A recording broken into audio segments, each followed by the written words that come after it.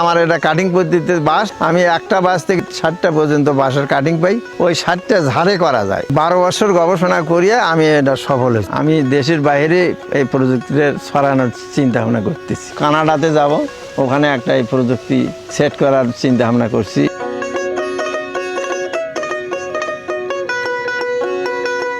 আমারটা হলো কাটিং পদ্ধতি। আমি একটা মোথার আমার কোনো প্রয়োজন নাই। আমি বাঁশের গোড়া কেটে নেব, কেটে নিয়ে ওই একটা বাঁশ থেকে বাঁশের কঞ্চিগুলো 1.5-2 ইঞ্চি রেখে বাকি অংশটা কেটে ফেলবো। ফেলার পরে প্রত্যেকটা 2 গিরের মাঝখানে করাতে সাহায্যে কেটে নেব। কেটে নিলে দেখা যাবে যে একটা বাঁশ থেকে আমার 40, 50, 60 পর্যন্ত আমি কাটিং পাবো। এই 60টা কাটিংয়ে আমার 60টা ঝাড়ে হবে। একটা কাটিং এক জায়গায় লাগালে ওটা একটা ঝাড়। বাঁশটা আগে কেটে নিলাম, কেটে নিয়ে ওই 10 মিনিট পানিতে চুবিয়ে নিলাম। চুবিয়ে নিয়ে তারপরে ওই পানির থেকে উঠিয়ে একদম এমনি শত মাটির উপরে বাড়ির উঠানের মধ্যেই এক জায়গা একটা পালা করিয়ে বা স্তূপ করিয়ে ওখানে ওই ধানের খড় দিয়ে বাঁশগুলো সবগুলো ঢাকিয়ে দিলাম। কাটিংগুলো ঢেকে দিয়ে সবগুলো খড় ভালো করে ভিজে দিয়ে এক পলিথিন দিয়ে ঢেকে দিলে ওই পলিথিনটা বাঁশের যে ওখানকার ময়েশ্চারটা অ্যাবজর্ব করবে, যাতে তাড়াতাড়ি বাঁশগুলো শুকাতে না পারে। কারণ ওটা তো কাটা বাঁশ, ওটা তো শুকিয়ে যাবে। এই জন্য ওই পলিথিন ঢেকে রাখবো। আর প্রত্যেক দিন একবার পলিথিনটা সরে হালকা মানে সেচ দিয়ে দেবো, একটু ছিটা পানি। তাহলে দেখা যাবে 10 থেকে 12 দিনের মধ্যে ওই আর যে রাইজাম আছে, রাইজাম থেকে অসংখ্য ভূর্ণমুকুল ফুটি বের হবে। ফুটি বের হলে আমরা ওদিকে জমি তৈরি করে নেব। যে পরিমাণ আমার কাটিং ওই পরিমাণ জমি তৈরি করে নেব। 1 বিঘা জমিতে 400 কাটিং ধরে। আমার যদি 400 কাটিং তৈরি হয় তো 400 কাটিংয়ের জন্য 1 বিঘা জমি তৈরি করে নিলাম।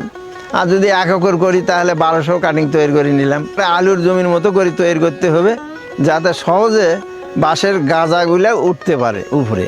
ওই জমিতে 6 ফিট পর পরে স্কোয়ার 6 ফিট নালা কেটে নিয়ে ওই নালার মধ্যে বাঁশটা বসে দিয়ে চোখটা উপরের দিকে রেখে আলুর মতো ভ্যালি করে ঢেকে দিলাম।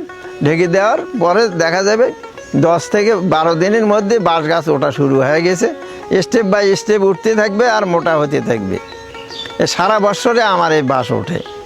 বাঁশ ছাড়া আপনার একেবারে দোলনা থেকে শুরু করে কবর পর্যন্ত বাঁশেরই প্রয়োজন। আর তো মানে ব্যক্তিগত কাজ, প্রত্যেকটা লোকের ব্যক্তিগত কাজ আছে। বাঁশের খুঁটি ছাড়া দেখেন তো কোনো একটা বিল্ডিং ওঠে। আমি আগে সাব অ্যাসিস্ট্যান্ট এগ্রিকালচার অফিসার ছিলাম। আমি বাঁশ নিয়ে গবেষণা করছি। আমার বেশি 1 নম্বর গবেষণা ছিল বাঁশের প্রতি।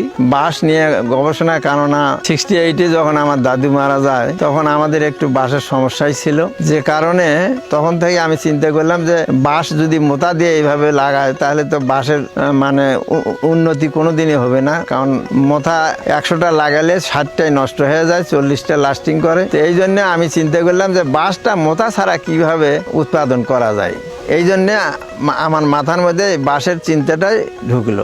আমি 68 থেকে শুরু করছিলাম। আর 12 বছর গবেষণা করিয়ে আমি এটা সফল হয়েছি। মোথা দিয়ে বাঁশ করলে বাঁশ হয় না, নষ্ট হয়ে যায়। আর যে কারণে আমার এটা কাটিং পদ্ধতিতে বাঁশ, আমি একটা বাঁশ থেকে 40 থেকে 50, 60টা পর্যন্ত বাঁশের কাটিং পাই। ওই 60টা ঝাড়ে করা যায়। আর 2 নম্বর কথা হলো যে ব্যাপক হারে যদি একরকে একর বাঁশ লাগাতে যাই তখন তো মোথার বাঁশ দিয়ে হবে না। কয়টা মোথা আপনি পাবেন? আর আমার এটা আমি একটা বাঁশ থেকে 50, 60টা যদি কাটিং পাই তাহলে আমার সুবিধা হচ্ছে। আর এটা জার্মিনেশন 100%।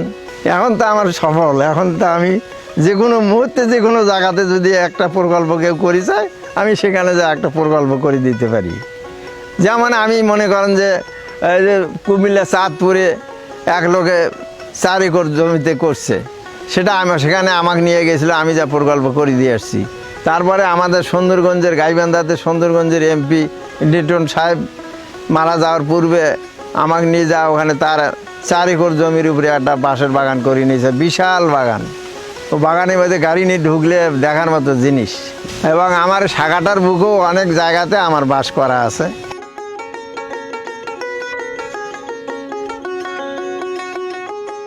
ইন্টারন্যাশনাল রোটারি ক্লাব থেকে 2004 সালে পুরস্কার লাভ করি। তারপরে আমি 2005 সালে কৃষি জাতীয় পুরস্কার লাভ করি। তারপরে আমি 2020 সালে এশিয়ায় দীপ্ত কৃষি অ্যাওয়ার্ড লাভ করি।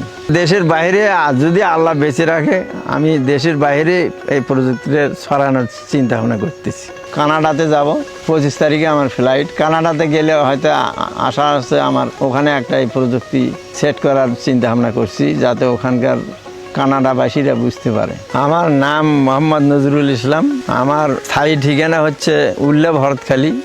বর্তমানে আমি থাকি অস্থায়ী ঠিকানা বোনারপাড়ায় থাকি, শিমুলতাইরে।